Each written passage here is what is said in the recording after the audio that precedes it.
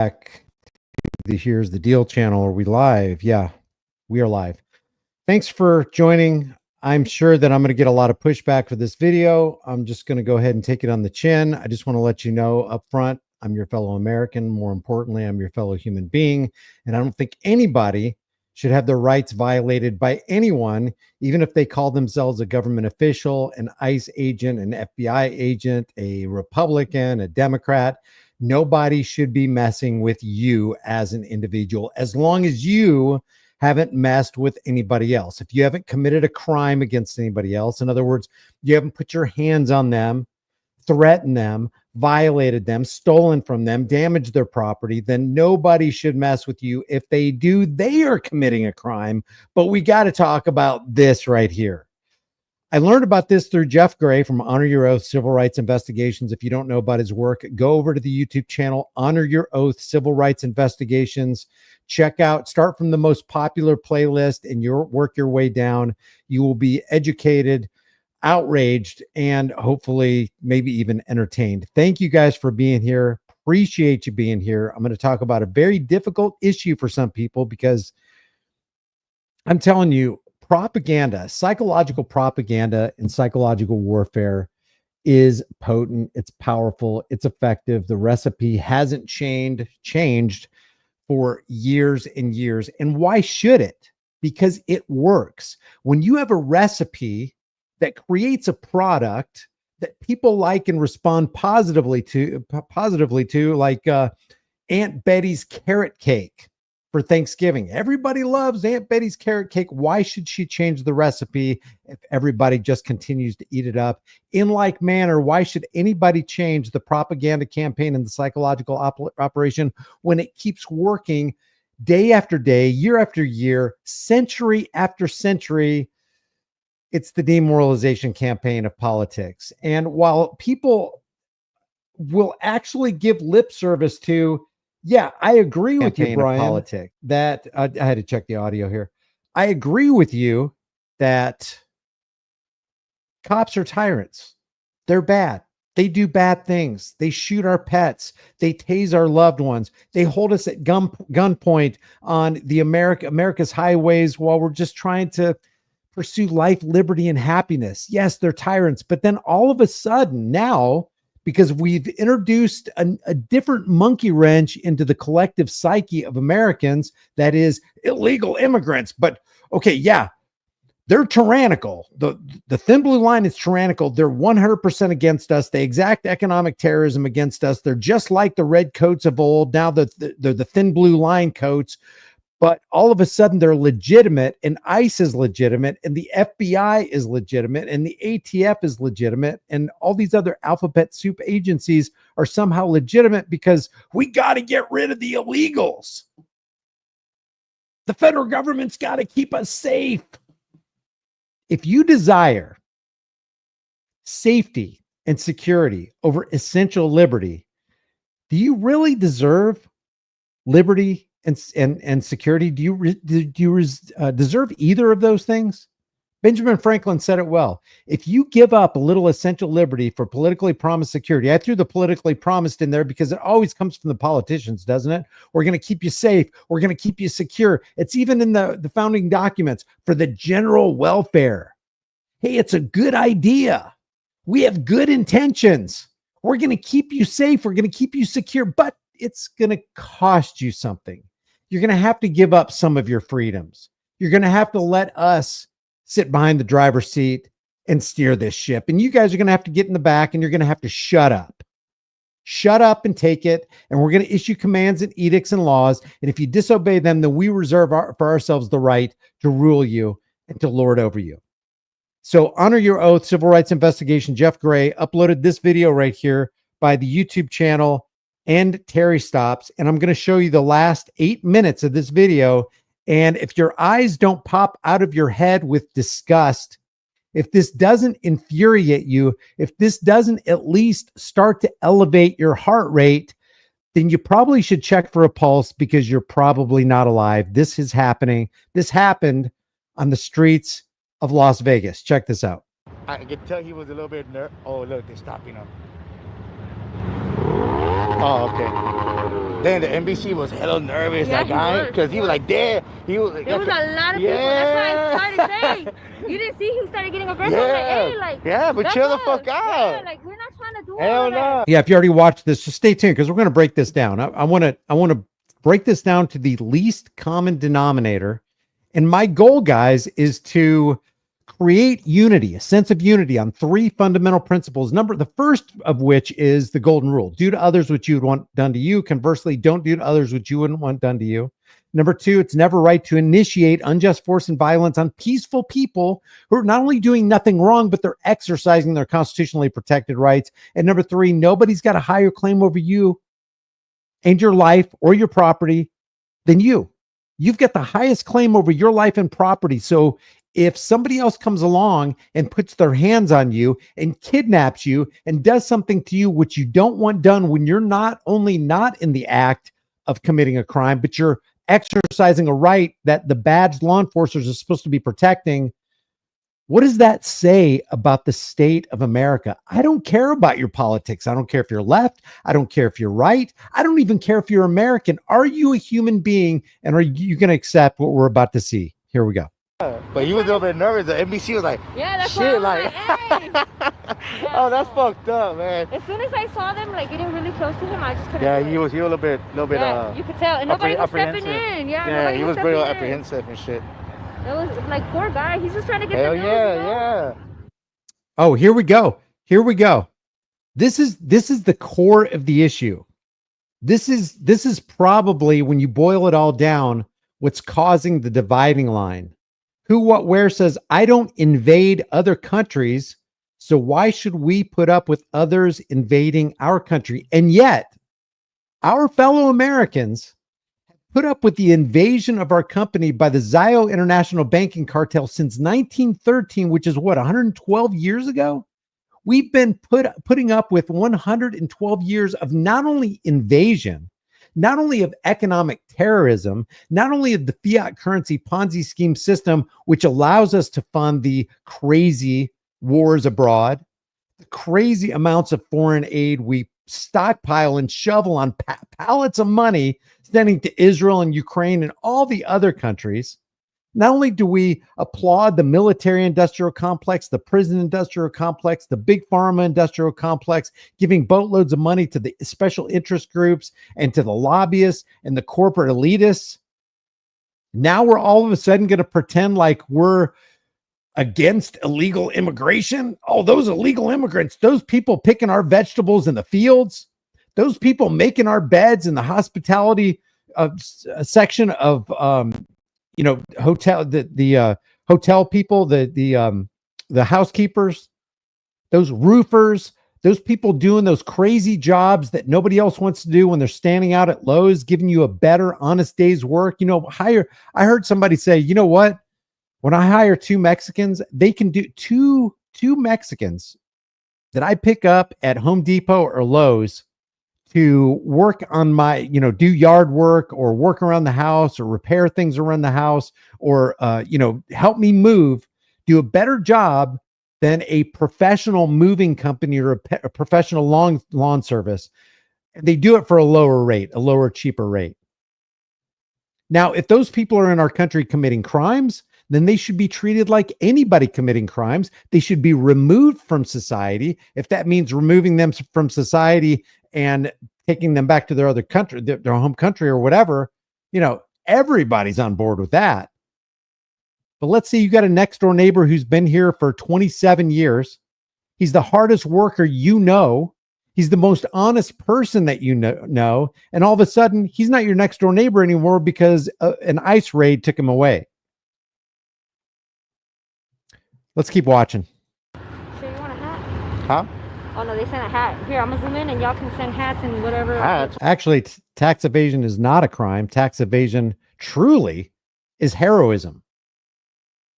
What do you All mean, right. hats? All right. I'm going to try not to get. Shit. Watch. Let's see if they do it. Here, there's a good one. Let's see. Why let me translate that. Why in the 27 years could you not ask permission from the government to get government approved papers? Are we really, have we all really become government bootlickers? Is that how it works? We're gonna bow down. You guys know the federal government is a criminal cartel, right? So we're going to bow down to the criminal cartel, and we're going to say that human being right there needs to get permission from my criminal cartel to be legal and legitimate. What does that say about us as humanity? What does that say about us and the power of propaganda and how it's worked in our minds, where we've actually given our bodies and our souls over to an entity that says, I'm going to declare that human being legal and that human being right there illegal. Just because it's this construct of the mind that's continued to be upheld by law enforcement, by the political class, by the elitists, and then it's tearing the rest of us apart. And now people who are voting for Trump, and we're going to look at an example of this in a second, people who have voted for Trump, who have these long-term businesses, like this one guy he's been living in Key West for 44 years as a roofer, and 60% of his workforce is made up of these guys who are damn hard workers who come into work every single day and do the job that nobody else wants to do. And now all of a sudden ICE raided Key West, and now his business is about to fold. An American business is about to fold because hardworking individuals who didn't get a permission slip from government to be legal have now been sent back to a country that they don't want to go to against their will and without their consent. Okay, here we go. I don't know if anybody, probably somebody's watching this show. You always got to keep your camera on these fools all the time. Yeah, I know. That's what I'm saying. Always. That's what I'm saying. Oh, there's a hat. Oh. Okay, I'll try to make this the last one. This is what happens when you actually stand for freedom. Automatically, you're a leftist. You guys do know that Donald Trump was bought and paid for back in the 90s by Lord Rothschilds, right? By Rothschilds Inc. You know, Obama and Biden and Harris are already bought and paid for by Rothschilds Inc., right? You know, Donald Trump was decidedly against the Second Amendment. I like take the guns first, due process second, and red flag gun confiscation laws. And somehow I've got the woke mind virus. I am the most pro Second Amendment guy you will ever meet. I do not budge on the Second Amendment. You have the unalienable right to possess whatever firearm you want. You have the right to keep and possess arms. And that right shall not be infringed. And if anybody, Democrat, Republican, politician, law enforcer, infringes on that right, they have committed a crime. And yet I am the one afflicted with the woke mind virus. I think you should be free, 100% free to pursue your dreams and your goals and your aspirations and life, liberty, and happiness without being infringed upon and harassed by a Republican or a Democrat or ICE or ATF or the FBI. You should not have to get permission to cross an imaginary line from one land mass to another land mass. Actually, it's the same land mass, whether you go north to Canada or south to Mexico. Plead the second. I love that, Made in America. Member for 1 month. If you guys haven't done so already, if you're not too pissed off at me, become a member and like this video. We're going to get, okay, here we go. Here we go. Let me know in the room if you approve of the actions of the Las Vegas Police Department against what is the name of this channel? End Terry Stops. Here we go. I was putting a mustache on you. Oh, I see. Damn, TikTok. Yeah, Okay. TikTok does all that. Oh, shit. Damn, look, everybody went to jail real fast. There was a gang of people against the wall. There's more. Where? There's more motorcycles. Oh, no. Man, they took them to jail real fast. This place is crawling with cops. You in the paddy wagon that day. Yeah, they were waiting for the paddy wagon. Yeah. They were arresting a bunch of people. Yeah, they took, four of us went to jail. Four of us. Yeah. El Moreno, the one I showed you, me, and other two guys. He needs money too. You're stupid. Okay, wait for it. Watch this. I want you to notice these two cops are going to pass this man and woman with a camera. No problem at all. Mustache. Ah. Let's see. That's because they like to put mustaches on people. Oh, okay. We missed it. It's okay. We'll do another one. No problem. Those cops did not have a problem with the cameraman. Yeah, you got to keep an eye on these fools, man. Yeah, somebody got shot at. Man, they took everybody to jail fast. They did not hesitate. Within like 15 minutes when we were walking that way, and then they're gone. Hella gone. Okay, now, my God. This is where it gets crazy. It's going to get crazy in less than 60 seconds. Yeah, hella gone.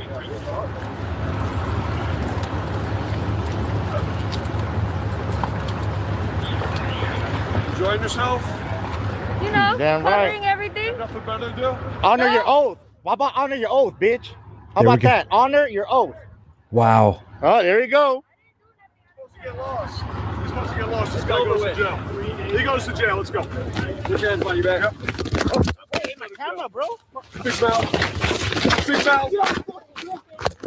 They go to jail. Hey, glasses. They're breaking my glasses, The bro. fucking party's over, asshole. Hey, chill. Bring him out. Make sure he's breathing. Yeah, hold on. Give me your fucking hand. Give me that. Party ended 3 hours ago. I got it. You're spraying mushroom on. Whoa. Stop resisting. Whoa. You need to learn this. Run your mouth at me. Now you're on your face. Put that hand behind your back.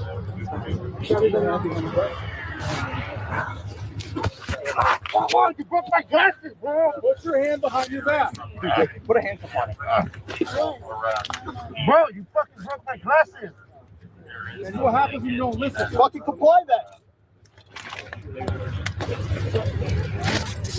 Whoa, good fucking movie.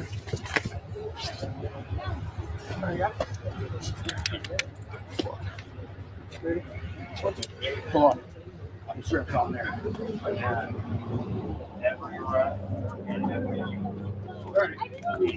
Yep. My body camera. You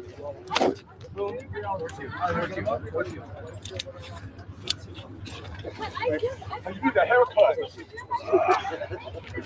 Yes. You ready to get up, all right? Get up. So you're going to gear up out of the street? Yeah, We're gonna take him to stage. Yeah, you're fighting us. Oh, fucking hell. Yeah, somebody got shot All right, let's go back. Let's take a look at this. In like 15 minutes. Make a comment on this. Hella gone. First of all, does this not remind you of the Nazi brown shirts? Made in America. Thank you very much for that super chat. Does this not remind you of the Nazi brown shirts from 1930s Germany? Not one of these cops. First of all, the first two cops that passed the cameraman and his woman didn't have a problem with them. They were fine recording. This entire group of, what is this, 2, 4, 6, 8, 10, 12, 14, 16 or 18 cops did not have a problem with the cameraman until he said, "Honor your oath, biatch." Let's watch it. Let's watch it again. And I want you to also notice there is not one. We always hear about the good apple, and there's just a few bad apples in every bunch. Just a few bad apples that are going to run over your rights and arrest you for no reason and treat innocent Americans like criminals. Just a few bad apples. Notice there's not one good apple in this entire bunch that steps up and goes, "Whoa, we all witnessed it. This guy didn't do anything wrong. He's actually exercising rights that we're supposed to be protecting." Not one guy stepped forward.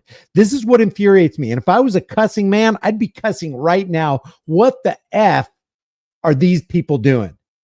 What the F are we in America accepting in the name of, man, good thing that they're on our streets taking care of illegals? Watch this.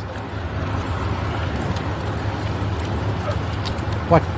He's going to commit the gravest sin that you could. I'm talking about the cameraman is going to commit the most grave, unspeakable sin that you could possibly commit on American soil, and that is contempt of cop. You don't want to hurt a cop's feelings. As soon as you do, your life is placed in mortal jeopardy, and this is proof. Enjoying yourself? You know, Damn right. covering everything. Nothing better to do? Honor your oath. How about honor your oath, bitch? Look, How about that? Honor your oath. Oh, there you go. He's supposed to get lost. He's supposed to get lost. This guy goes to jail. look at this. The whole group It's like a bunch of pelicans, a bunch of penguins coming down from Antarctica to swarm on a guy they've never seen before, to do harm to him, simply because honor your oath biatch came out of his mouth as he's standing on a public street corner, airing his personal grievances against people who claim to be his government. And people are okay with this. Every American needs to see this video. Hey, Republicans, are you really okay with this? This guy is exercising rights that you say you care about. Democrats, are you okay with this? Because you also support the Thin Blue Line gang. You support authoritarianism as long as it's blue authoritarianism. Republicans accept and approve of and applaud authoritarianism as long as it's red authoritarianism and conservatism. Are you really for this tyranny? Does this not outrage you that there's not one good cop trying to put a stop to all this? To stand up and be that one good guy? You know what? I mean, if for no other reason, for a viral moment that would feed his own ego, the good cop, so-called, should stand up and resist this tyranny. Watch them come after a man with the camera who said, honor your oath, bitch. He goes to jail. Let's go. Put your hands behind your back. Wait, my camera, bro. Oh, whoa. And Terry Stops is in the room. Where is it? I just saw it. I just saw it. And this is my video. I just got out of jail. Hey, and Terry Stops. If I drop a link, will you be able to talk to us for a second? I'm just going to pause this real quick. I'm going to end Terry Stops is the video that we're watching right here. This is the YouTube channel. And by the way, let me go ahead and post that so you can subscribe to him. This is frontline stuff, guys. They literally took this guy to a rape cage. Dan Corcoran, thank you for that super chat. There are really no good cops. Thanks for all you do. What I'll do is I'll drop a link, but I'm only going to respond to N. Terry Stops if he wants to actually have a discussion and just kind of let us know about his experience. Let's see. Let me just continue to scour. Wonder if I missed it.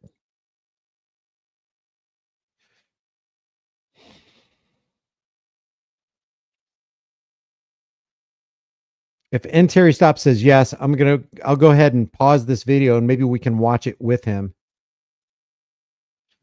Let me know, N. Terry Stops, just yes or no if you want to do it. If not, it's not a big deal. I don't want to put you on the spot or anything, but I do want to listen to you firsthand about your experience. I appreciate you being in here.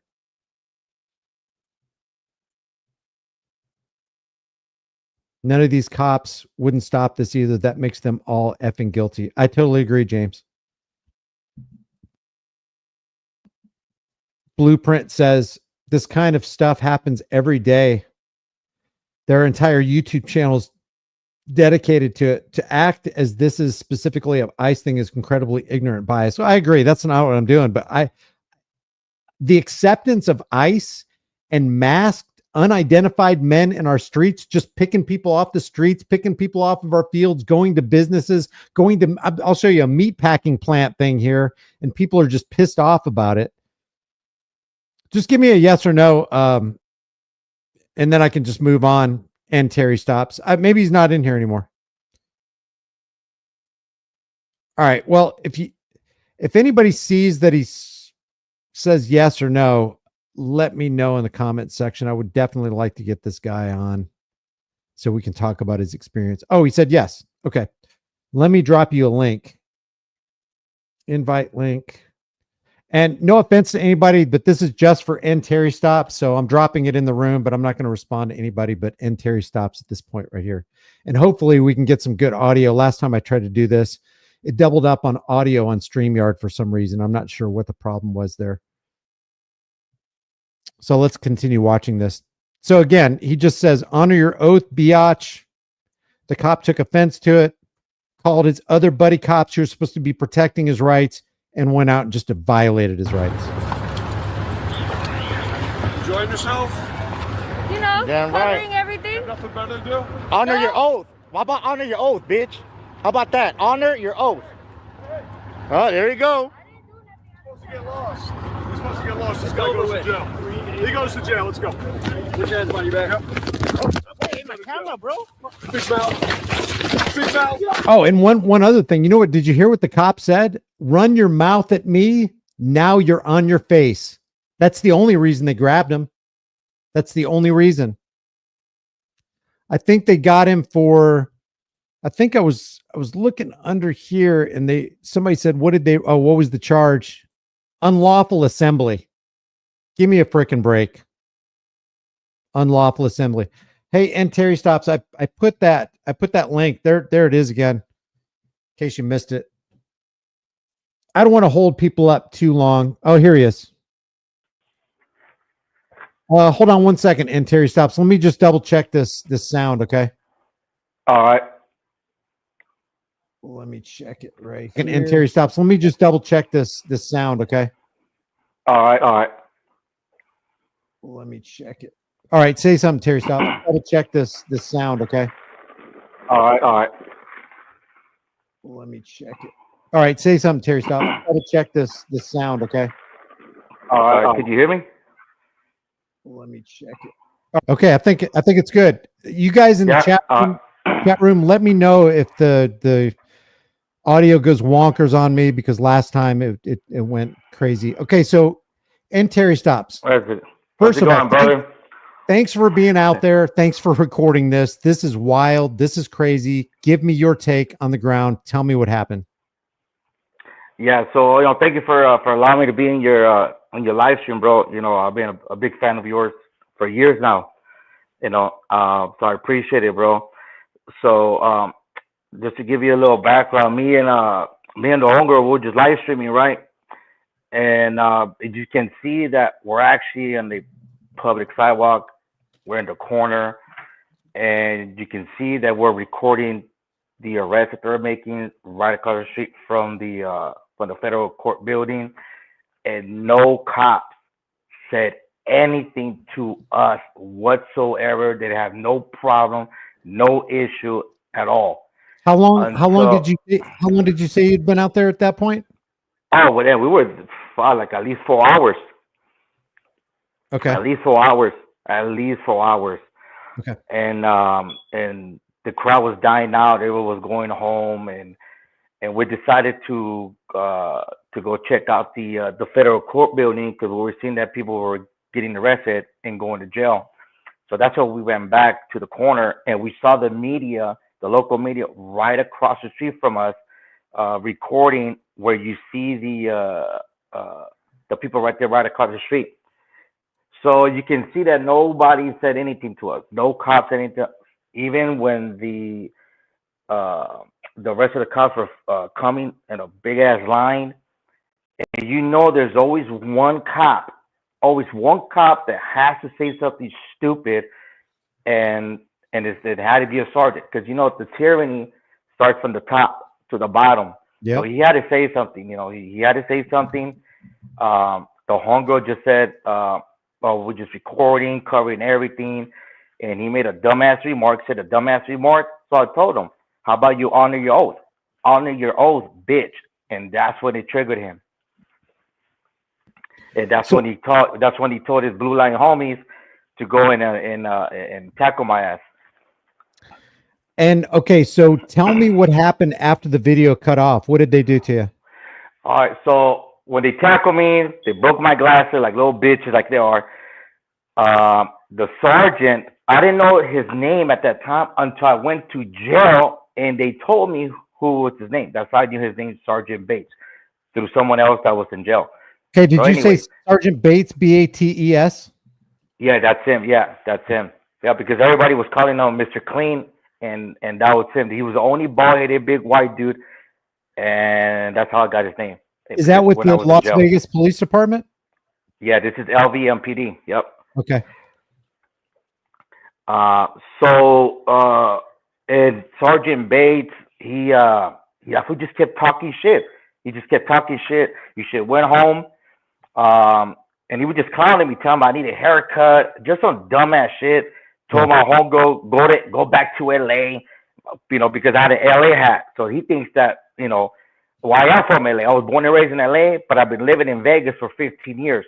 So I So I don't know why he was saying some shit like that. And then I told him, you fucked up, bro. You are done. You are cooked. This was not a Terry stop, and you know that. And this is a 1983 lawsuit. And he said, I don't give a fuck, you punk ass bitch. He would just kept talking shit. You got something else to say? Huh? Get the fuck out. He was just going off. Like, this fool went off because he didn't like what I said to him, because it triggered him with what I said to when I told him, honor your oath, bitch. Now, And Bates he took me to and then he took me inside the federal court building. He wrote a car sheet in the parking lot, and there was a gang of people right there, detained. And this motherfucker, extra, because Las Vegas Metro knows who the fuck I am. They know that me and Terry on my YouTube channel, they don't like me at all. So I'm like number one target in their eyes. I went to prison not that long ago because I was at a protest back in 2020 for the George Floyd protest, and I cracked a cop with a rock in his mouth, and that right there made me a target forever in their eyes. But anyways, not to get off topic, but no, but let me make a point about that. Anytime you put the spotlight of truth on these guys, they are going to look for a way to retaliate and get you back because they don't like their bad deeds being outed. And Analysis Media said it well. Ironically, Sergeant Bates did not honor his oath after you just said honor your oath. He lived out dishonoring it. Yep, absolutely, man. Okay, so go ahead. What happened after that? So they took me to where they were detaining everybody at the federal court, at the federal building. There was a bunch of people there. How many people would you say? Fuck, I would say like at least 100. Wow. At least 100, and they were waiting before me. They've been waiting there for like an hour and a half, because I asked everybody, how long you been here? How long you been? They said, man, an hour, maybe 2 hours. And I just got there, and they extradited me. They expedited my transfer to jail. They wanted me to go to jail right away, because as soon as they ran my name and they knew exactly who I was and the charges I went to prison for, they expedited me straight to city jail. Interesting. And then what happened? Did they do the body cavity search, the whole humiliation ritual and everything with you?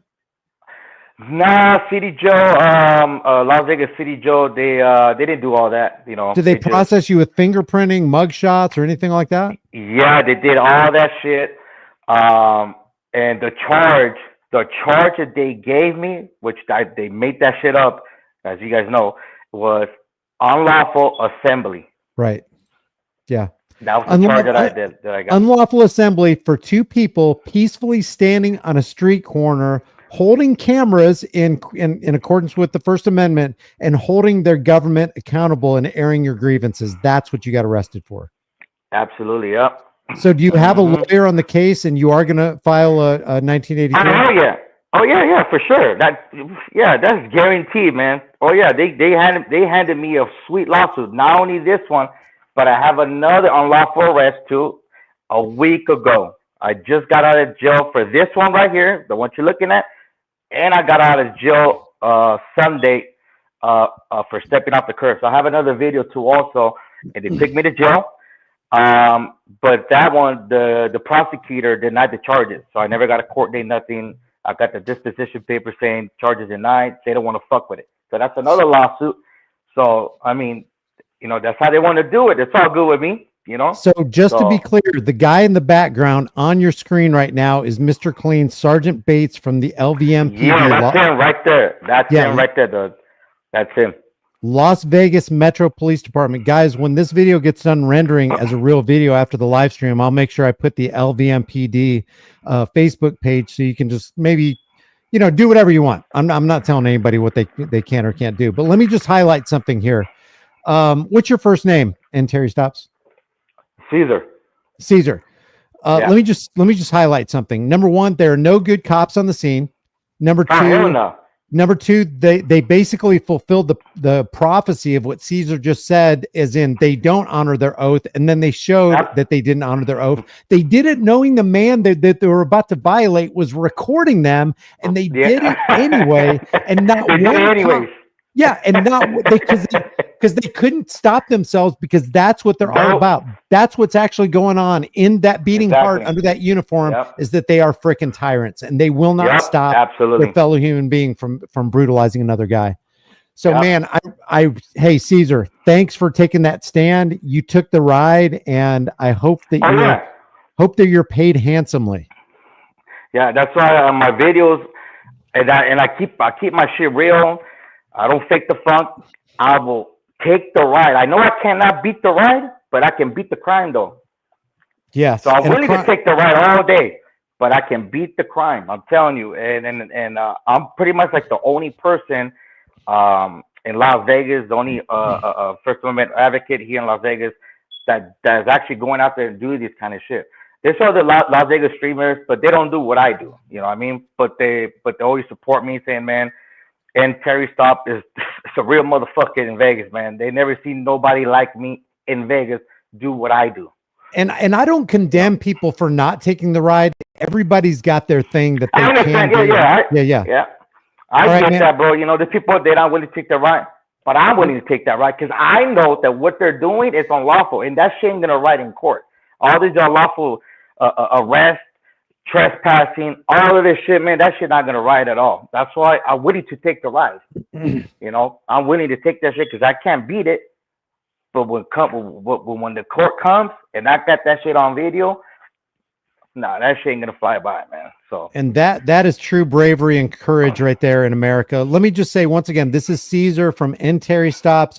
I've already put the link. I'm going to put the link again in there. I just subscribed. I hit the bell notification icon. Hopefully you will too. And don't just click on it. Go to Terry Stops and go to videos and go to most popular videos. He's got one right here from 2 years ago that has 6.6 thousand views. Probably I haven't watched it yet. I would say it's worth a watch, but definitely give him some watch time because I don't know. Are you monetized yet?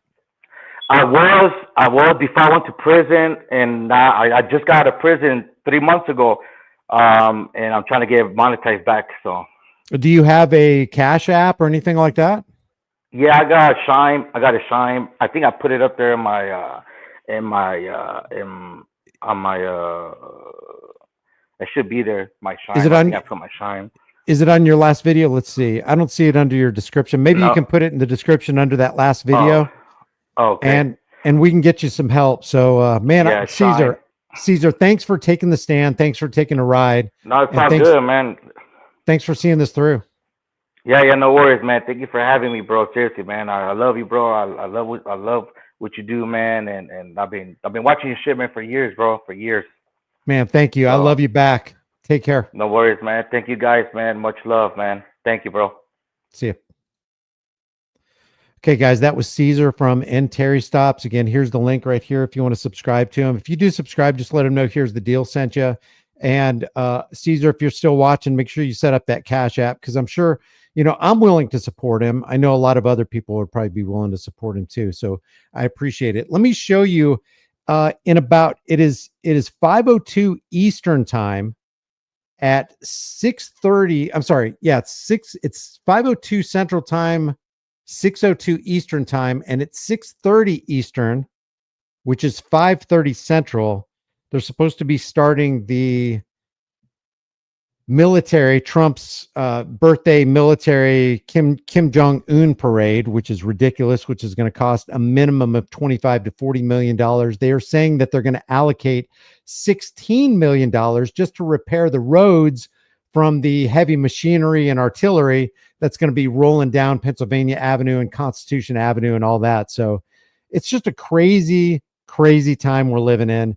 I am not for tyranny. I don't care if it's blue tyranny, red tyranny, yellow tyranny. It doesn't matter. I am not for tyranny, but I want to show you what people are inflamed about and the fact that people are so easy to persuade and manipulate into taking a side when they see imagery like this. Check this out. Now, this is this. Let me just give you the backdrop of this before I play it. Apparently, ICE raided a meat packing plant in Nebraska, a meat processing plant in Nebraska, and picked up a whole bunch of so-called illegals. Now, we've seen this before. A lot of people they pick up are undocumented. Undocumented is not illegal. An undocumented person is somebody who's trying to work his way through the naturalization process. So they're going through all the hoops and loops of the government, a lot of these people, but they're still getting picked up and detained and deported by ICE anyway, because they got to make those numbers look good. They got to beat the deporter in chief, Obama, from his term as president. Check this out.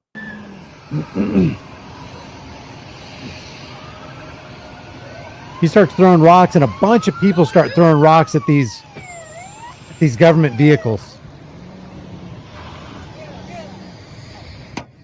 And I'm not for this, but let me just say there were many red coat ICE ships and carriages being, let's say, molested in the exact same way in the 1700s, when the colonists are like, you know what? This red coat tyranny has gone way too far. We are going to throw rocks. We're going to bring out our pitchforks, and we're going to bring out the heavy artillery. People are pissed.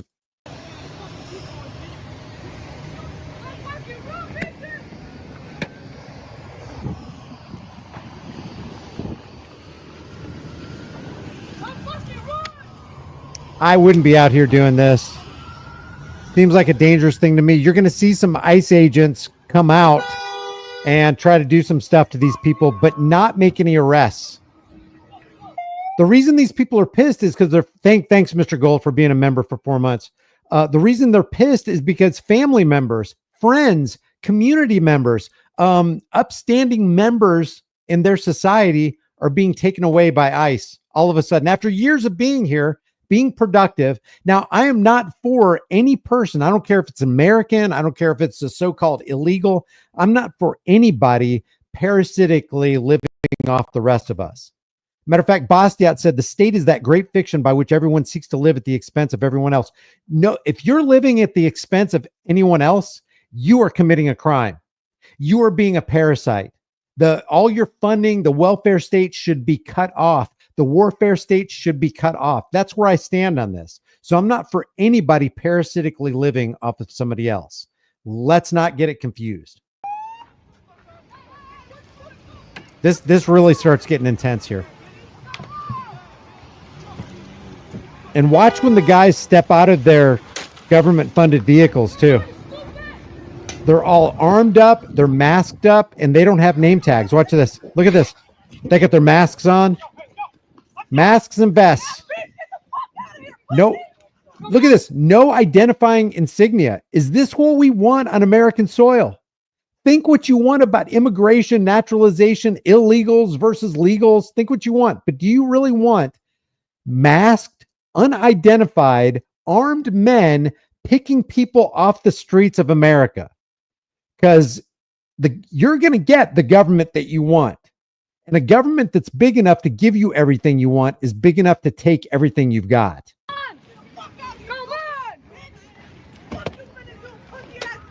Yeah, Duncan, I don't disagree with what you're saying right here. Stop being so civil. And he says, fight back.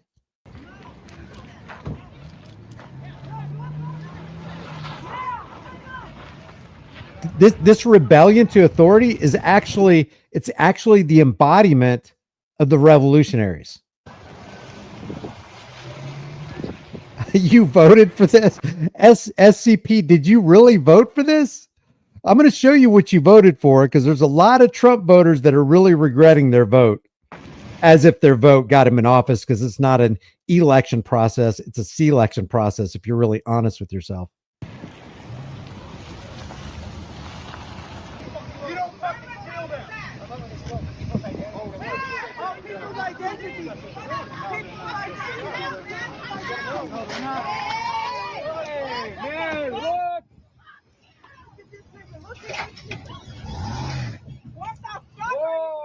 All right, say.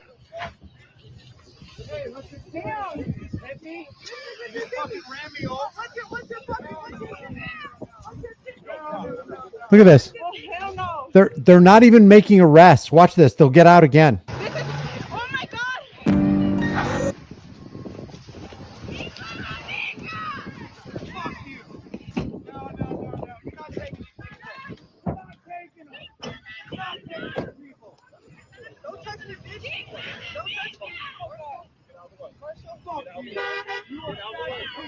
Look at this. They're not even grabbing him. Look, unidentified, fully masked up, completely anonymous, American soil. Fucking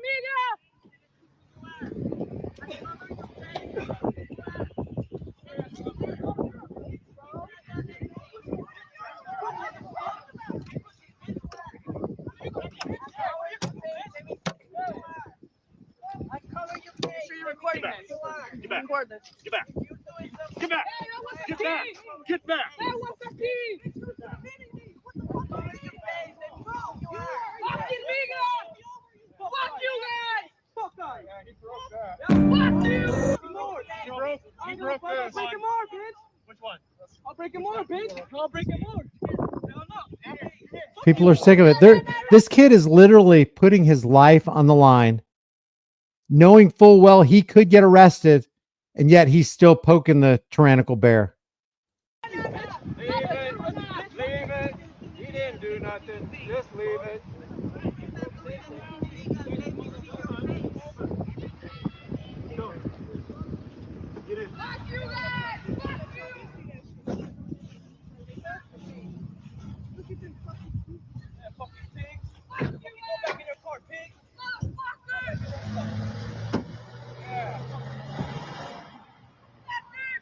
So they just drive off. They let their vehicles get vandalized. I want to show you this video right here.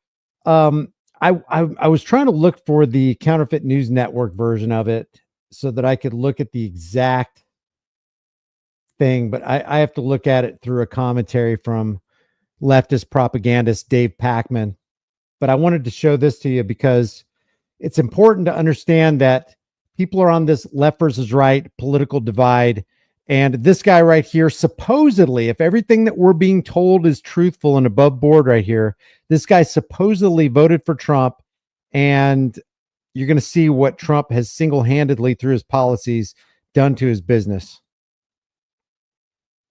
You've lived in Key. Voted into power is now 44 years. his employees. Look at this. You've lived in Key West for how long? 44 years. Vincent Scardina is the owner of the roofing company where they worked. He's owned it 37 years. It's going to be really hard to replace those guys. Says losing these 6 men is losing a third of his workers. A third of his workforce. He loses 6 of his workers. He's been in business for 37 years in Key West. He's an American with an American business, and now his business has been decimated. Dave Pakman. I love the cool Dave Pakman is twice the American you are. I've never said that about anybody because there's no way you could determine it. What are the determining factors of determining whether somebody is a percentage more American than somebody else is? Dave Pakman literally called for his audience to vote for Kamala Harris. That's how much of an American Dave Pakman is. So interesting. The left versus right cancer that abides in people's brains is off the charts to me. We're not able in Key West to just replace people as easily as, say, a big city. Very limited people to pull from. And then you would have to train them. And that takes sometimes years. But for Vincent, it's much more than that. It's financially as well as emotionally. Look at this guy. This guy's about to cry. He didn't just lose workers. It looks like he lost friends. People he was in a long-term working relationship with that did him a good job, that profited him and he profited them. He helped to provide for their families. They helped to provide for his. This is all voluntary, mutual cooperation among adults. And then the government comes in. I don't care if it's a Biden government, a Harris government, an Obama government, or a Trump government. The government has come in to ruin everything. I doubt his roofing guys were engaged in petty or large-scale theft or any other criminal activity. Yes, it takes a toll. You get to know these guys. You become their friends, just not an employer, but a friend. And you see what happens to their family. It's damn, Mr. Gold, $50 super chat. Short videos just emailed you are of Las Vegas tear gassing, driving SWAT tank and crowd, shooting randomly, including at my car. Welcome to share this in the live if you want. Shows the next level of what you just shared. You know what I might do, Mr. Gold? I might do that in a separate video or a separate live stream, if that'd be okay, because I'm already 50 minutes into this and people will typically not last until the last half of the video. So I want people to see that. I want to check that out, man. Thanks, Mr. Gold. quite a shock. Given his let me just go back here for a second. Toll. You get to know these guys. You become their friends, just not an employer, but a friend. And you see what happens to their family. It's what is the right, except they snuck into America to work for this guy, and that's the problem. They should have done it the right way. What? XRP for life. XRP for life? I would assume XRP, you're for freedom. Are you literally saying the right way is to ask for government permission? I should ask the Mexican government for permission to enter and live in and work on their soil, on Mexican property. I need to submit to the Mexican government. I need to submit to the Canadian government. People who come here need to submit to the mafia American government. Is that what we're saying here? I mean, is there really a man on this earth that can approve the legality or illegality or legitimacy of another human being? And if they have that right, that so-called divine right of kings, where did they get it? And how come the rest of us don't have it? What am I missing here? Don't we need to cleanse ourselves of the 15,000-hour government indoctrination program, the infused Kool-Aid drinks that they've been giving us for the first, 18 years of our lives? And don't we need to go, you know what? We don't need rulers. We don't need masters. We don't need kings. I am the king over my own body and no one else's. Likewise, you're the king or queen over your own body and no one else is. It's How about, if anybody should be deported, shouldn't it be the banksters? Shouldn't it be the people who cause wars? Do you realize that MS-13, as bad as they are more criminal than a congressman or a senator or a president that approves with his signature widespread mass murder, also known as warfare?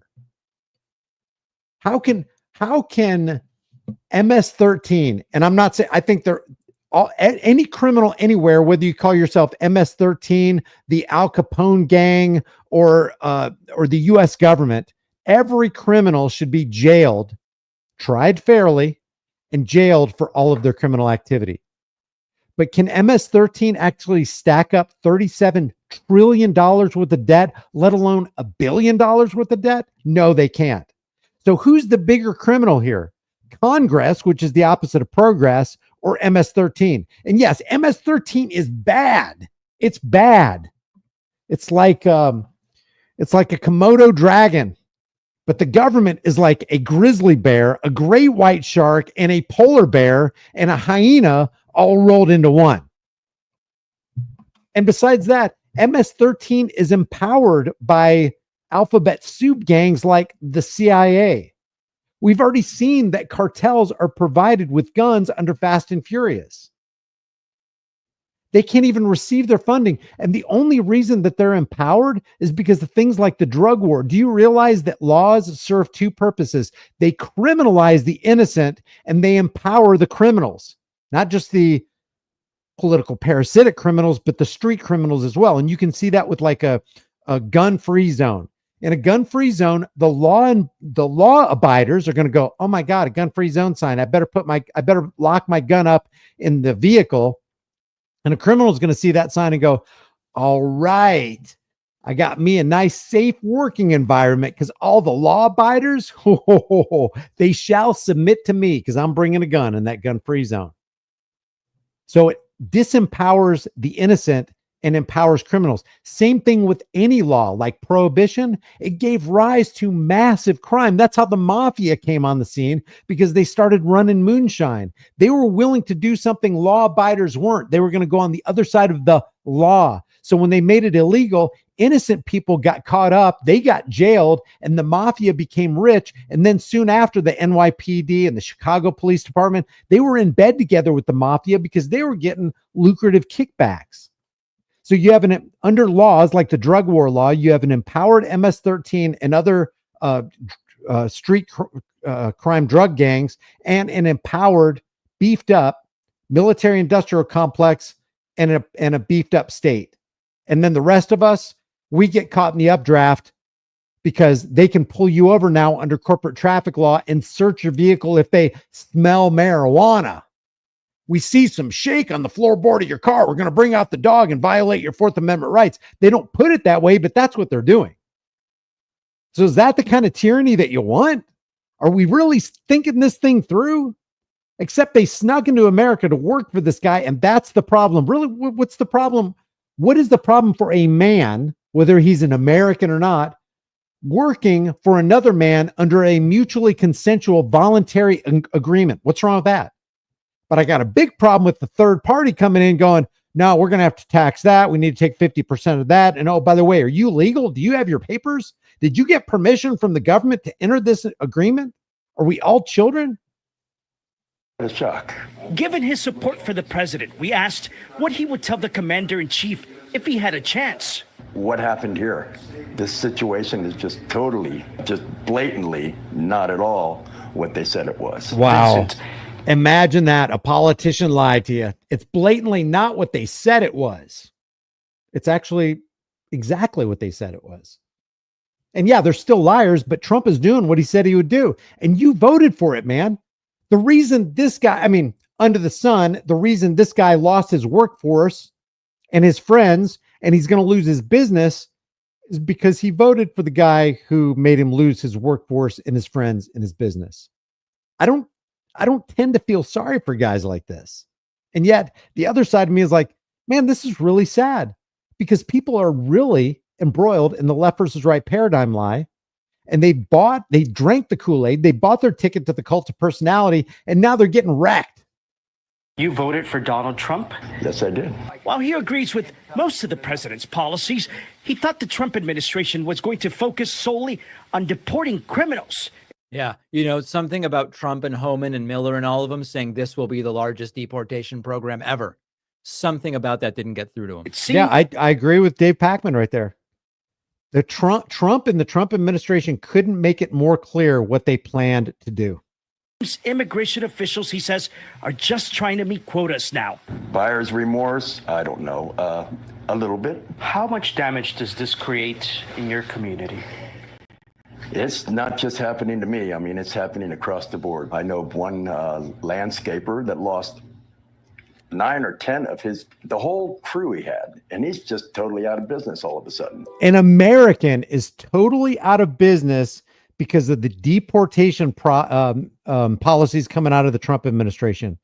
Fishman says, wouldn't it be more appropriate for cops to be called the black and blue, because all they leave is bruises and unaliving? I completely agree. We should call it, instead of the thin blue line, they should be called the black and blue gang. Totally agree, Fishman.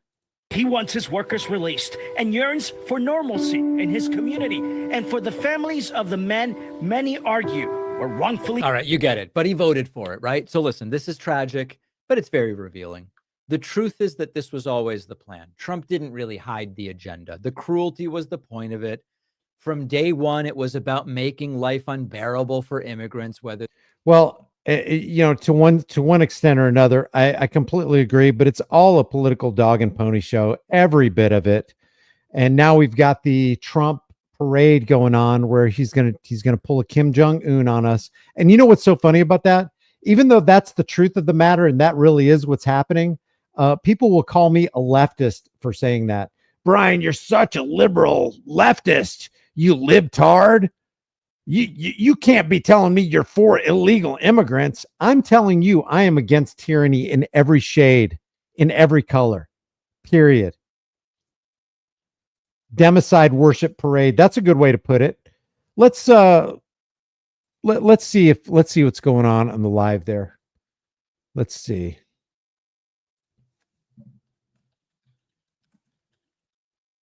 Military parade live.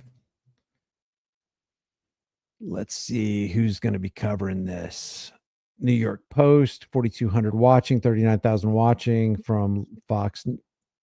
Oh, Fox will give a positive slant. Yeah, we got the parade already in the.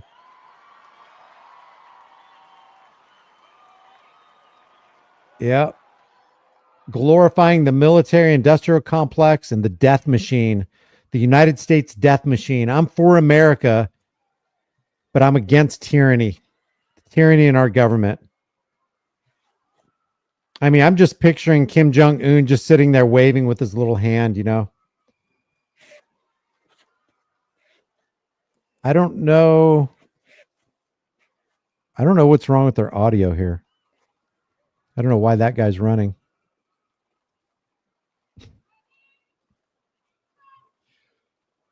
From Port Cavazos, Texas, home of legends, the 1st Cavalry Division rides with pride. This is going on live right now, guys. The thunder of horse cavalry traditions of the Civil War. I'm going to mute this. You put a 1 in the room if you guys want to watch this together. They storm Manila with the flying column, charge into Pyongyang as the first to breach the line and face the brutal crucible of Ia Drang, the first of 13 named campaigns. See how big the crowd is here. Their medal. Today, that same warrior spirit lives on. You'll know the name, and you'll know them by their iconic cav hats, elite soldiers, and cutting-edge equipment. Tough, fit, fearless. The 1st Cavalry Division is a lethal, disciplined force that stands ready to fight and win anywhere, anytime. I'll address that in a second, Tobias. Thanks for the super chat.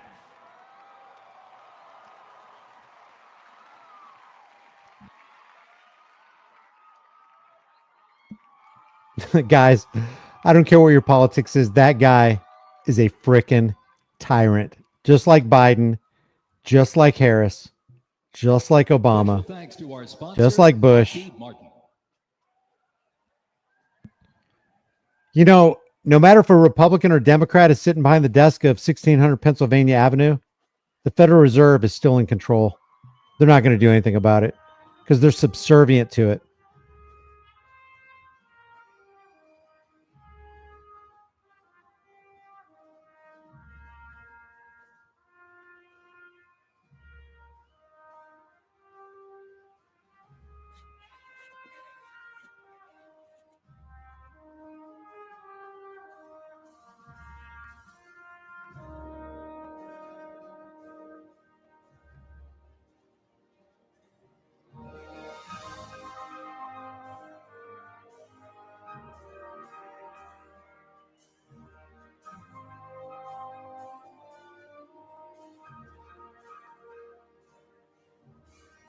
In 1914, years of escalating competition between European alliances culminate in the outbreak of the First World War. The two sides engage in the savage war of attrition, defined by opposing trenches, barbed wire, poison gas, and mass casualties. The United States initially maintained its neutrality, but was eventually drawn into the conflict in 1917. Despite having less than 130,000 soldiers at the beginning, the Army eventually grew to over 4 million, with nearly 2 million soldiers serving in Europe. In 6 months of fighting, nearly 50,000 Americans lost their lives, with another 190,000 wounded. The guns fell silent with the armistice of November 11, 1918.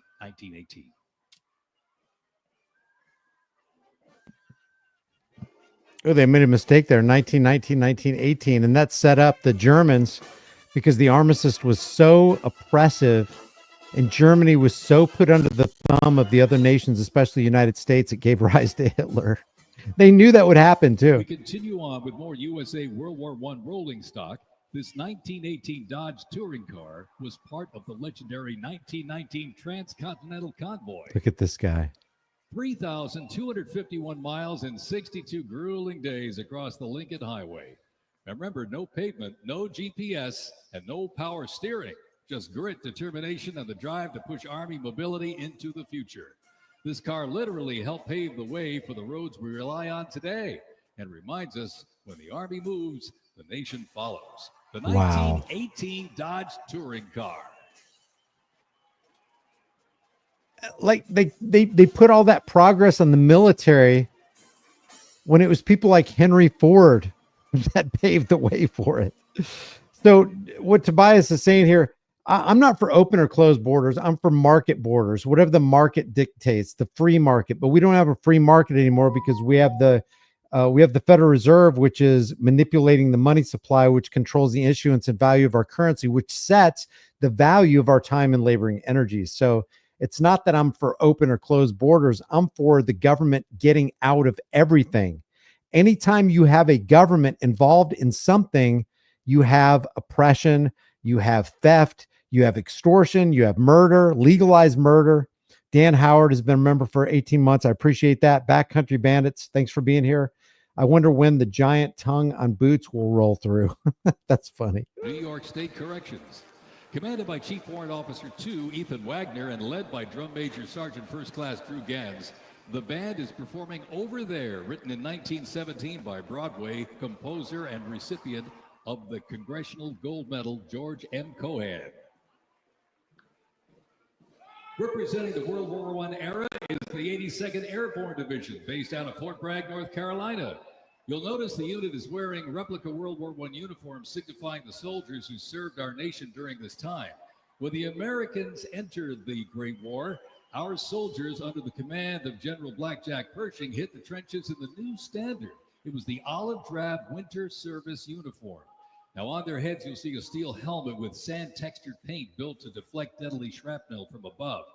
Not bulletproof, but battle tough. Nicknamed the Pershing boot, on their feet was the M918, 1918 French boot. It was designed to survive the brutal grind of trench warfare. And on their backs, the field pack, rations, ammo, first aid, and a gas mask.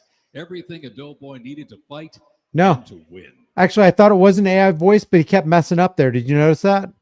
He did a couple of real fast corrections. So it's not an AI voice. They must have a guy really reading this, but they're glorifying the military industrial complex and literally by extension, legalized mass murder, which is warfare. 42nd responded to the terrorist attacks on 9/11.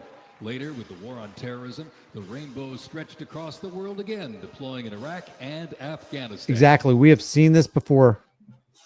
Let's see what kind of coverage the other. Into view the Let's see. So that's Fox. Let's see if there's a different view on the New York Post. Let's see. Drawn artillery with precision, discipline, and 6 majestic horses pulling a vintage 1918 caisson. The half section keeps tradition alive and rolling strong, representing the power, pride. Oh man, the audio's clearer, but there's a fuzz at the end of it. This is Fort Sill's finest, ladies and gentlemen. He's scooping up horse crap from the streets. From what I heard, they've allocated $16 million additional dollars. Special thanks to our sponsor, Form Energy, to repair the roads after they tear them up with the Abrams tanks and all the other heavy machinery that they're planning on rolling down Constitution Avenue. Let's see if there's another better one. World War II, a global fight for freedom. That's in history's darkest hour, the United States Army was on the front lines. From the beaches of Normandy to the islands of the Pacific, the greatest generation faced down tyranny. Wow, it seems like Fox was a little bit better on the audio.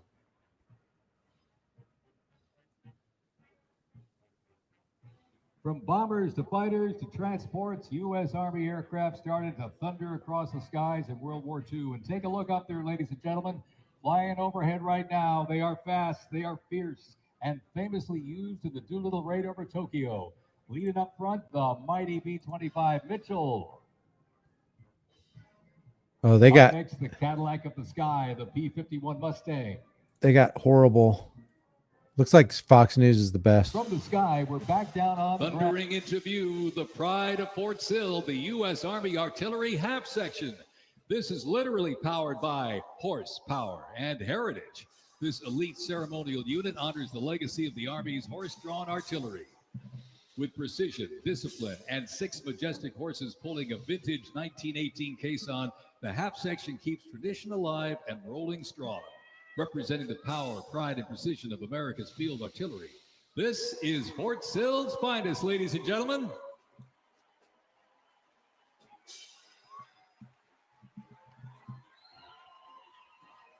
This is so pathetic. Are we up to date on this? Special thanks to our sponsor, Form Energy. Oh yeah, we're behind on this.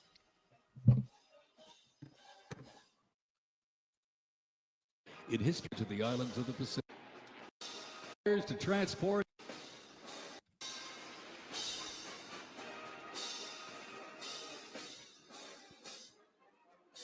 From bombers to fighters to transports, U.S. Army aircraft started to thunder across the skies in World War II. And take a look up there, ladies and gentlemen. Flying overhead right now. They are fast, they are fierce, and famously used in the Doolittle raid over Tokyo. Leading up front, the mighty B-25 Mitchell. Up next, the Cadillac of the Sky, the P-51 Mustang. From the sky, we're back down on the ground. In World War II, one vehicle led the charge, the legendary quarter-ton 4x4 command recon vehicle, the Jeep. You might have a Jeep in your driveway, but not like this. The U.S. Army truck quarter-ton 4x4 command reconnaissance, better known as the Jeep, was an iconic vehicle of World War II and was the world's first mass-produced four-wheel drive vehicle. The Army used the Jeep for almost every military activity, including command vehicles, scout cars, and medical ambulances. Fast, rugged, the Jeep became a symbol of American ingenuity. Yeah, exactly. This is a Nazi USA parade in color. Communist parade at taxpayer expense. Back to Shmuel. What's up, man? Fort Bragg, North Carolina. This is the 82nd Airborne Ceremonial Band. The 82nd received the nickname All-Americans after a contest as it represented the diverse origins of its members from every state. This name remains today symbolized by their iconic AA patch. Fort Bragg's finest, ladies and gentlemen. Give them a big round of applause, the 82nd Airborne Ceremonial Band.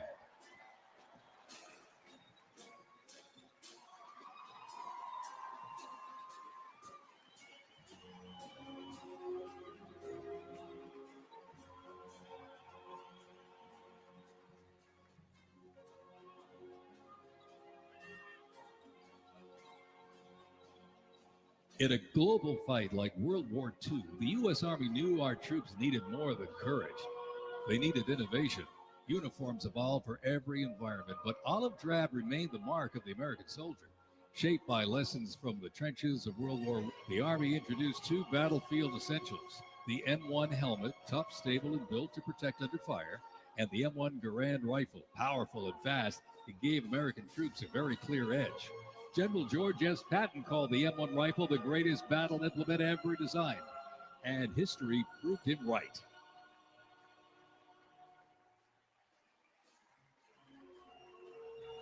The 82nd Airborne Division. The unit is best known for their bravery on D-Day, when 12,000 parachute and glider troops destroyed German supply lines after fighting for 33 days straight.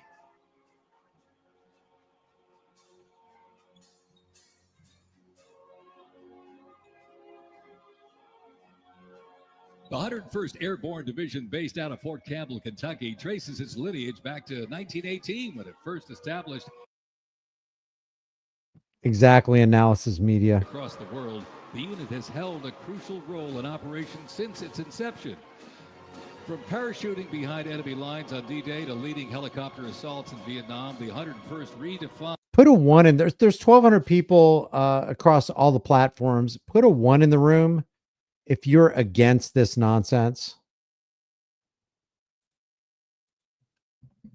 across the world with stints as far as the Middle East, where they took part in Operation Desert Storm and participated extensively in the war on terrorism in Iraq and Afghanistan.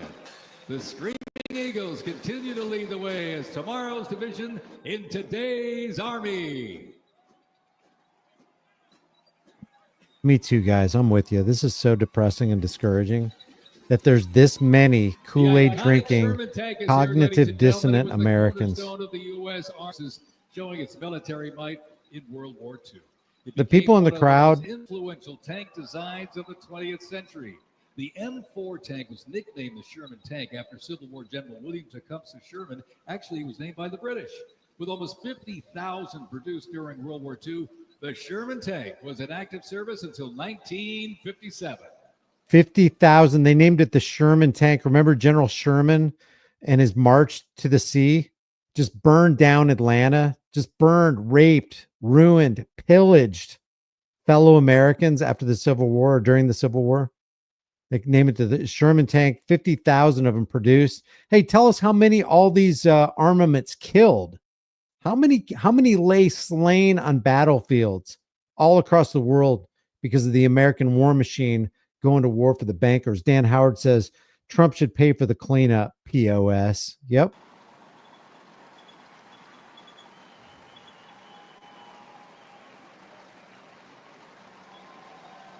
Yeah, 50,000 tanks. This is why they've allocated $16 million to repair the roads after they're damaged by this heavy machinery.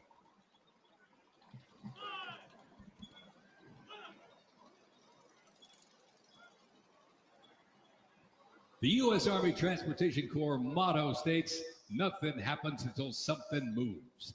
That was never more true than with this. Look at this, the 2.5-ton Chevrolet Deuce and a half. 10,000 pounds of cargo and was the backbone of the Red Ball Express that kept the Allies supplied after D-Day in World War II.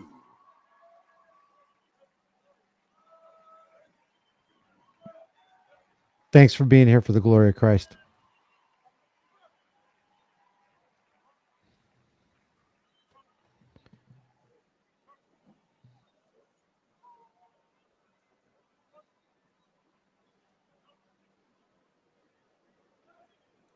What do you mean, Diddums? Anti-American slop.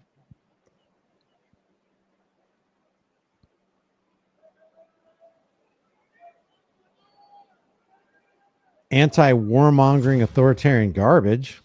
I mean, can you imagine the people who are applauding this? If Biden did this, if Obama did this, they would be equating him with Kim Jong-un easily.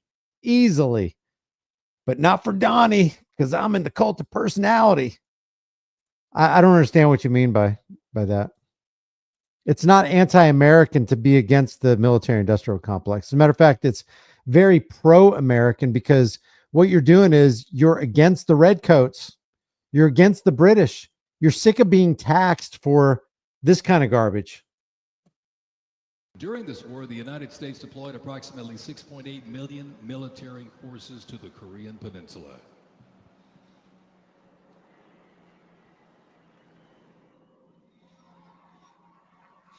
I heard one figure that went over $100 million for this. $100 million. Can you imagine? Even if it was 20 million, that is crazy. Just for a one afternoon event. Special thanks to our sponsor, Coinbase. Coinbase is a sponsor.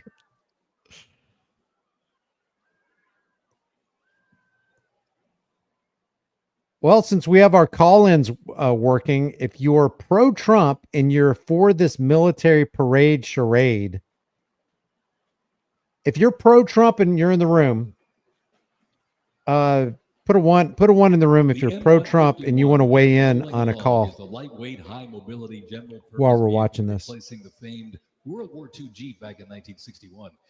Officially named the Military Utility Tactical Truck, or MUT, most servicemen generally referred to it as a Jeep.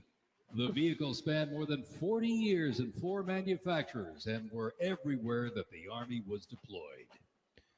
Putting a one in the room means you're pro-Trump and you want to call in support of the military industrial complex parade. just to be clear. Another rolled by earlier, and at 2.5 tons. This Oh, is look at this. 2.5, the M35. Look at this thing right here on the side of the screen. Can you guys see that?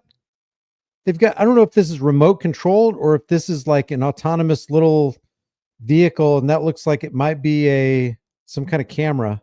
5A2 classic military. Yeah, Trump is clearly the was swamp. a mainstay of the U.S. Army for decades, particularly during the Vietnam War and Operation Iraqi Freedom.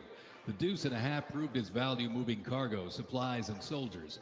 Its capabilities include up to 5,000 pounds off-road and 10,000 pounds on-road, making it ideal for moving just about anything. Crowd control robot. In the jungles of Vietnam, the U.S. Army faced a new kind of war. Helicopters became the new workhorses of battle, delivering troops, firepower, and supplies into some of the most unforgiving terrain on Earth. This is the U.S. Army in Vietnam, the era of air mobility, fierce firefights, and unwavering brotherhood.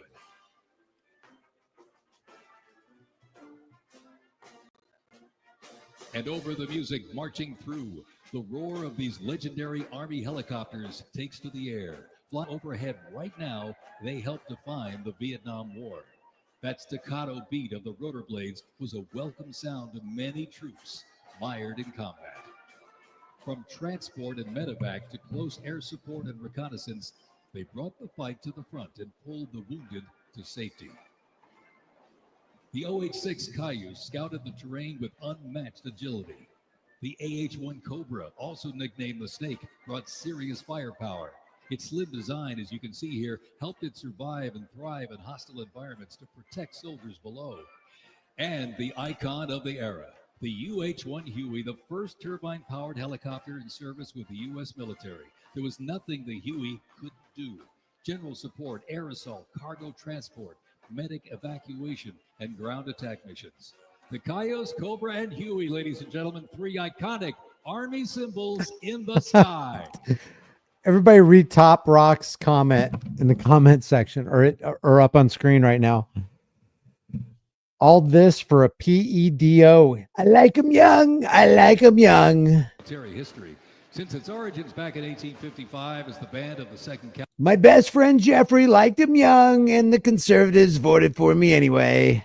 Into a powerful force using music to strengthen bonds between soldiers and engage with the community. Come on, that's got to be worth a membership, guys. That's got to be worth a membership.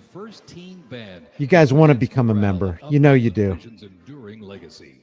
Today, the band continues its mission using music to shape perceptions, foster trust, and promote national army and My friend Bacchus Shamil is right. You don't need to say PEDO. We're going to call them PDF files. Oh, man. Tobias just gifted 5 Here's the Deal membership. If you snag one of those up, thank Tobias while we're watching the PEDO. The tradition of the division. From Port Cavazo, Texas, everybody, the 1st Cavalry Division Band.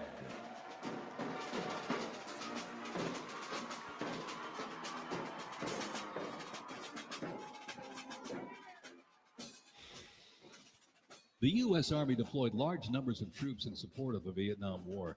The first contingent of U.S. Army advisors arrived in Vietnam in the late 1950s, and that quickly grew to a small team of around 100 soldiers, which then expanded to more than 600 over the next decade. As the war intensified, troops' numbers quickly grew as the war between the South Vietnamese government and the communist insurgents supported by North Vietnam intensified. By January 1969, more than 364,200 soldiers organized around 7 divisions and 20 separate combat brigades. The United States began withdrawing its forces in July of 1969, and the last Army combat unit left South Vietnam in August of 71. The last U.S. combat soldier came home March 1973, while a small number of non-combat personnel remained until April. Unique 4 has become a channel member. Thank you, Unique 4. By the way, if you notice that this announcer is not telling us that the reason we got into the Vietnam War in the first place, or at least full-blown war, is because of the Gulf of Tonkin lie, where they claim that North Vietnamese U-boats were firing on the USS Maddox. Turns out Lyndon B. Johnson said, I don't even know if we were shooting at whales or not. Oh, well, let's go ahead and go to war. What's interesting about the Vietnam War is another piece of history that they won't teach you in the 15,000 hour indoctrination program is that in 1971, on August 15th, 1971, they had to close the gold window. In other words, they decoupled the US dollar from precious metals under Nixon because people like Charles de Gaulle from France sent his ships across the Atlantic so that he could get the gold that they entrusted to the United States after World War II when they set up the Bretton Woods Accord, pegging the US dollar to $35 an ounce gold. And they realized, hey, with the long embroiled thing going on with the Vietnam War, there's no way that you can fund that war unless you do something funny to the money. And I want my gold back. So we screwed a whole bunch of nations. And we showed our hand by getting into war and then spending all this money on munitions. Taylor Graybill has become a member. Thank you, Taylor. I really appreciate it. We set out here to inform, guys. I don't have all the answers, but I do know this. None of us is greater than all of us. And we're going to find out what the answers are. And since truth fears no scrutiny, we're the ones that are going to be scooting into the light while the cockroaches are trying to flee into the darkness. U.S. service members and coalition partners from more than 30 countries had assembled in the Saudi Arabian desert. In mid-January 1991, the U.S.-led coalition began Operation Desert Storm. Wow, this is a glorification of all the banker wars. Holy cow. Iraqi forces. The ground offensive was launched in early 1991, where military forces overwhelmingly destroyed enemy tanks and vehicles. After only 100 hours of ground combat, coalition troops liberated Kuwait, and the Gulf War ended with Iraq's surrender.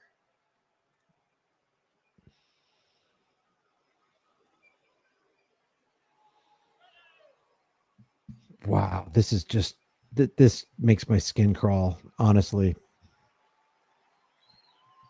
Makes me a bit nauseous. From Fort Riley, Kansas, this is the 1st Infantry Division, one of the Army's most storied divisions.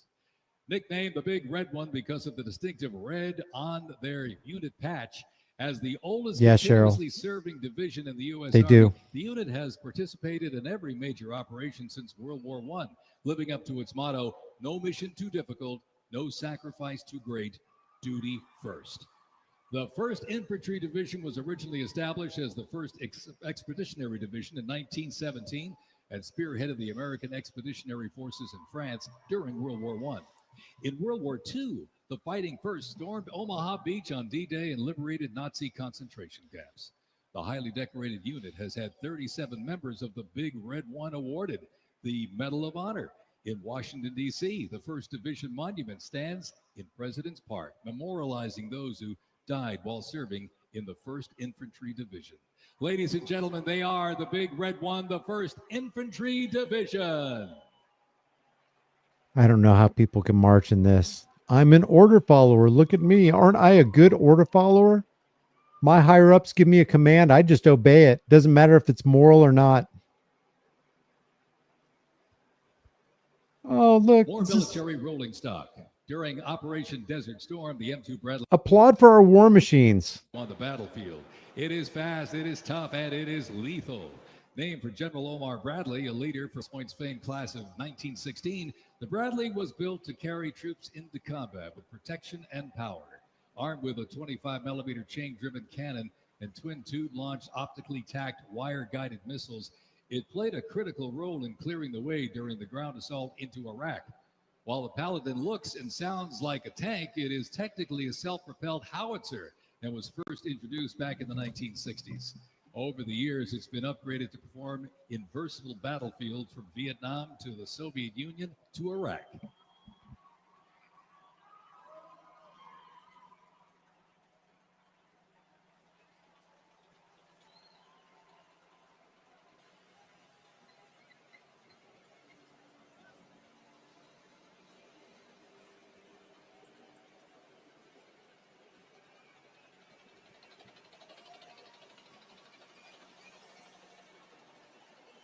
The estimated cost is between $25 to $45 million, with the Army confirming a potential high-end cost of $45 million.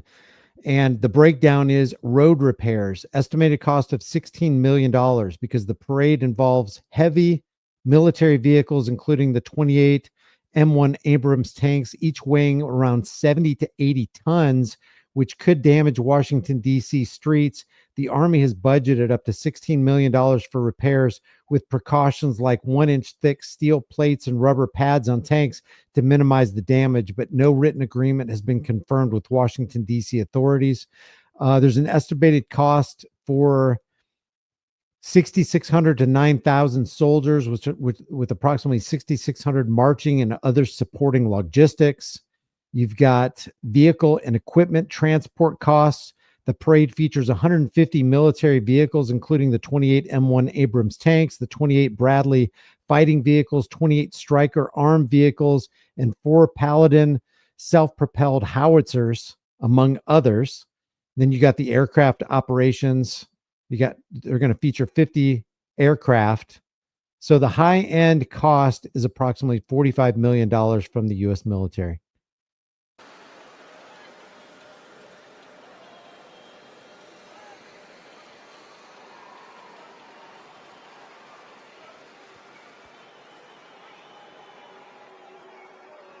Do I know the distance of this parade? I'm not sure. Let me just check on what the parade route is.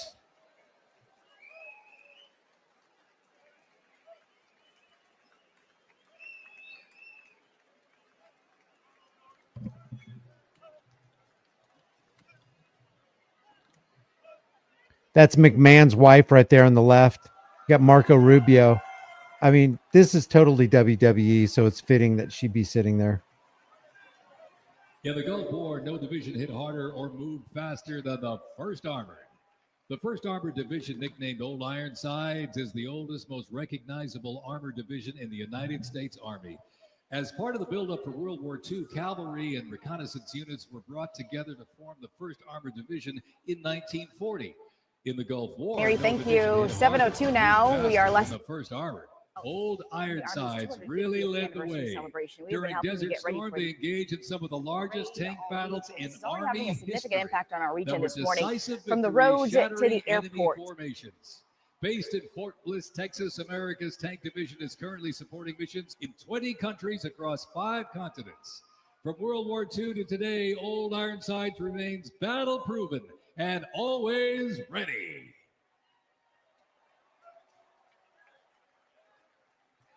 Here's what they're saying about the parade route. Roads in the DC area that is closed. They were closed starting around Thursday and Friday this past week, and then they will remain closed until Monday morning. Now take a look now at a map of those closures. Roads are closed again from where we stand now, as well as around the Arlington Memorial Bridge and across the city down past the National Mall. The George Washington Memorial Parkway in Virginia will also be closed.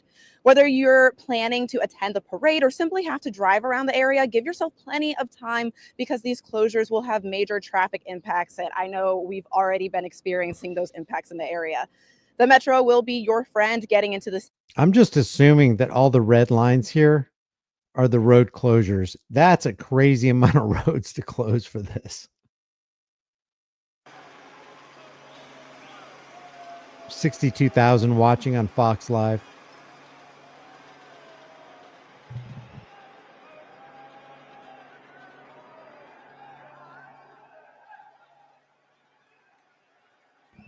Yeah, this is an embarrassment.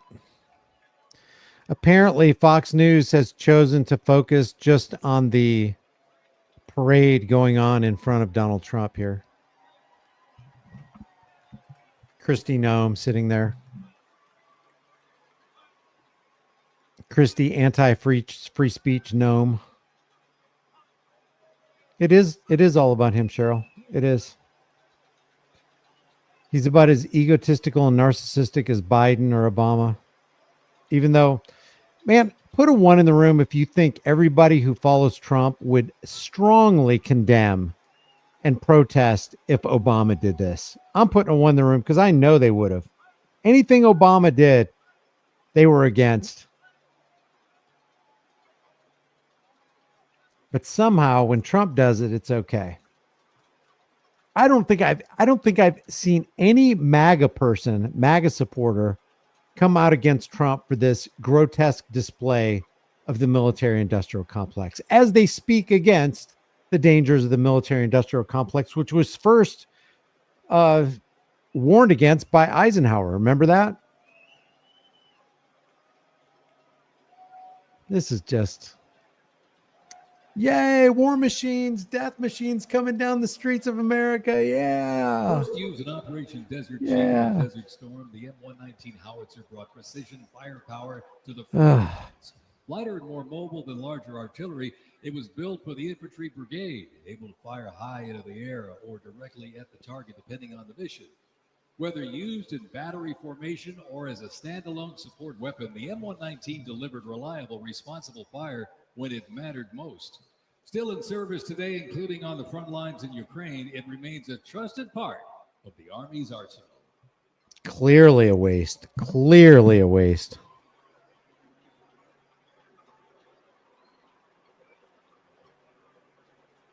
A friendly face on tyranny. Oh, they're waving to small children. Look, Johnny, a military complex death machine. Brought to you by the International Banking Cartel.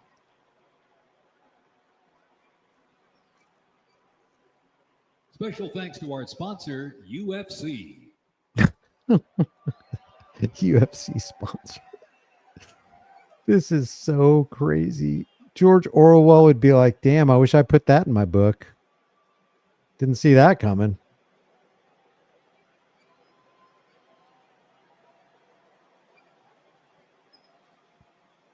I'm going to lose so many subscribers from Trump supporters. I wish I could honestly say I don't care, but I kind of do. Because I care that people are paralyzed by their Stockholm syndrome. I care. I care about my country. I care about my countrymen. I care about people around the world. On September 11, 2001, terrorists destroyed the World Trade Center in New York City and struck the Pentagon in Washington, D.C. using commercial airliners. In response, the U.S. launched the global war on terrorism. The U.S. would stop potential threats around the world and take the fight to terrorist groups and the nations that back them. The Army immediately deployed forces to Afghanistan to destroy Osama bin Laden's al-Qaeda terrorist organization and depose his sponsors, the ruling Taliban. The 2003 President Bush expanded the war to Iraq. Soldiers and other armed services overthrew Iraq's dictator Saddam Hussein. The fight to stabilize Iraq and prevent terrorist groups from overthrowing its new government continues to this day. The campaign in Afghanistan lasted until 2021 when U.S. forces withdrew and the Taliban returned to power.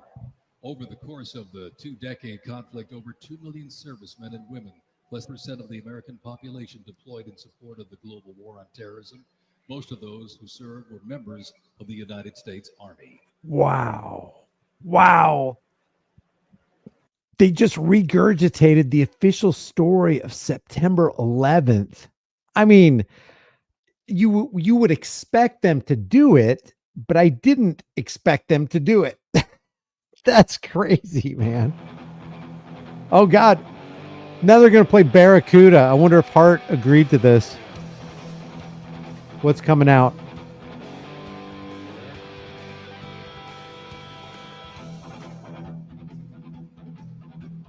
What's going to come out to Barracuda? Here we go. Actually, I need to turn this off because I'll get a copyright strike on this. Trump won't get a copyright strike, but I will. J.D. Vance and his wife.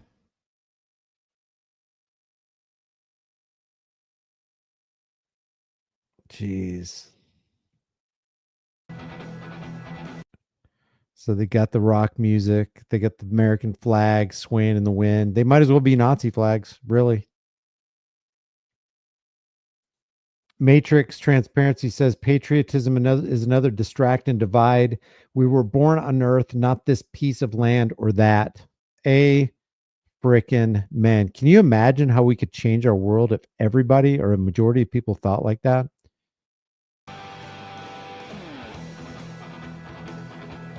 God, they just spritz it up and they make it all exciting looking, and they got the smiling soldiers. They got the death machines just rolling down the streets. This is no different. I mean, we criticize North Korean parades like this. Look at all these Kool-Aid drinking. This is the problem with America, guys. The problem with America is not the politicians. It's not even so much the law enforcement. It's the sheep that want to be controlled. The sheep that go, it's okay if we have authoritarianism as long as it's my flavor of authoritarianism, as long as it's my color of authoritarianism. Then I'm okay with it. And I'm okay with that authoritarianism being exacted on you. But if it's the blue kind of authoritarianism and the blue side saying the exact same thing, it's like, oh my God, we're coming out to a soundtrack of heart. This is great.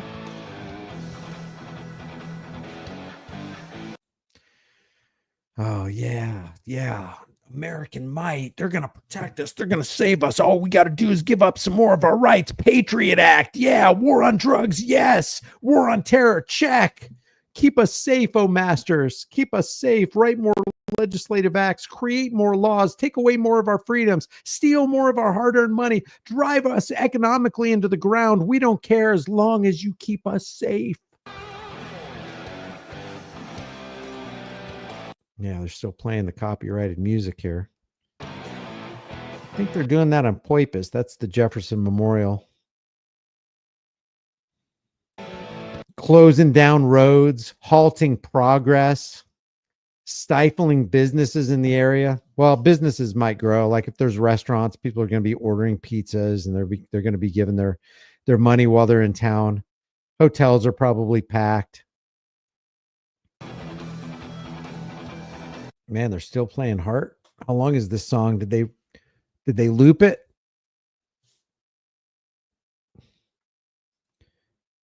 What does Barracuda have to do with the military? The military's vicious like a barracuda? I don't know. I guess the announcer had to take a break or something. They're just rolling out more heavy artillery and machinery.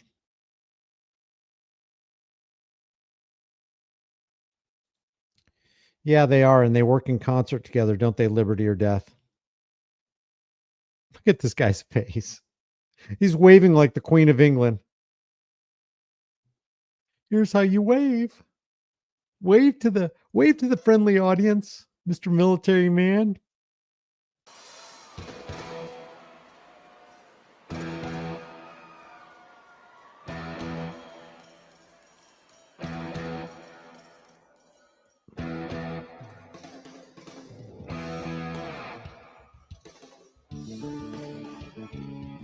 They really think they're so cool.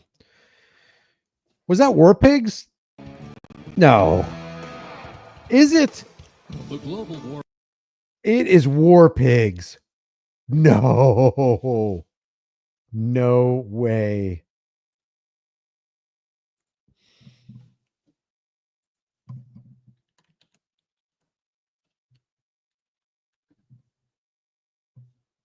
Generals gather in their masses, just like witches at black masses, evil minds that plot destruction, sorcerers of death's construction. Was that really War Pigs? Battlefield positions. The first Stryker vehicles were fielded back in 2002 with the first Stryker group. I haven't heard the song in a long time, so let me know if that was really War Pigs.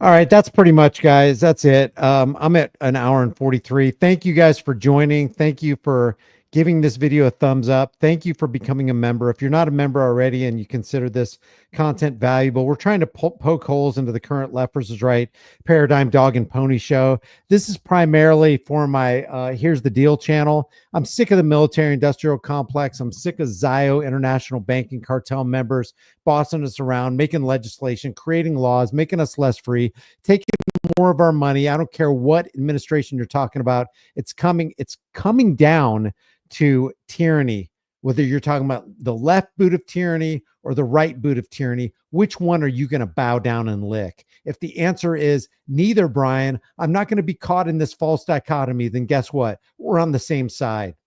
And we got to do something about it. Again, nobody is greater than all of us. None of us is greater than all of us. And the price of freedom is now and will always be eternal vigilance. I appreciate you guys joining. Please share this video. Please like this video. Let's get it going in the algorithms, and I will see you in the next video. Take care.